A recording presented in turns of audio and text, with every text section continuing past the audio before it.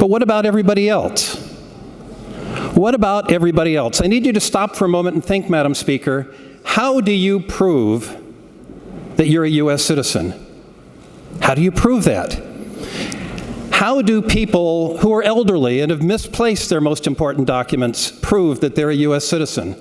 How do people who have been the victims of domestic violence and have run away quickly to find shelter provide that highest form of documentation? How do people that have been involved in natural disasters provide that highest form of documentation? And Madam Speaker, how do people like me provide that documentation? Let me tell you my story. My father was an officer in the United States Air Force. Very proud of that. He and my mother were stationed in Great Britain at the time of my birth. I wasn't born in a military hospital. I was born in the city of London. And we were provided a photostat of my birth, which was the practice in that country and that time. So some 30, 35 years later, I went to apply for a passport and found that my ID was not sufficient for that gold standard. I couldn't prove that I was a U.S. citizen, even though my parents were U.S. citizens and my father had served in the military. I couldn't provide that gold standard.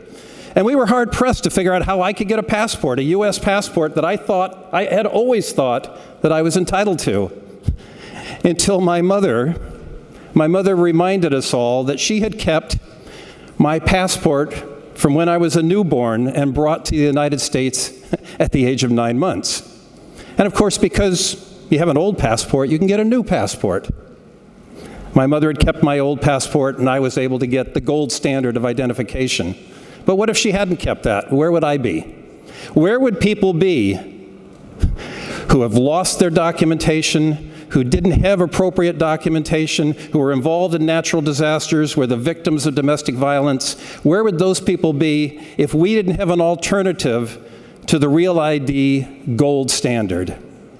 So I rise today in support of the measure before us because I think there needs to be an option for everybody else.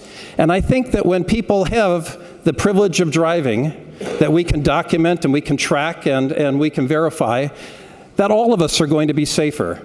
People will be less likely to leave the site of an accident. They'll be more likely to be insured. Roads for all Oregonians are going to be safer when more Oregonians are allowed to drive legally.